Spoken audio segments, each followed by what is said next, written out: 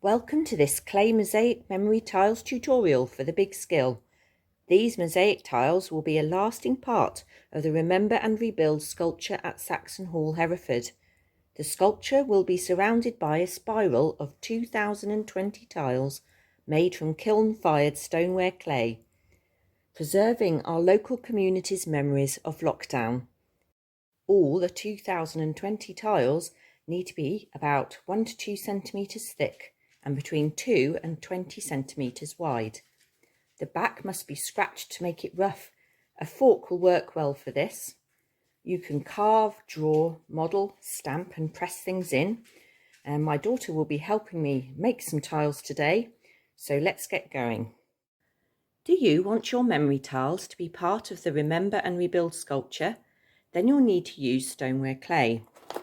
If you live in Hereford City or near to its boundaries, we can post you a kit with enough stoneware clay to make one 20 centimetre tile or up to 6 smaller tiles. If you live away from Hereford, you might like to sponsor a tile kit or join in by crafting tiles at home using some air drying clay.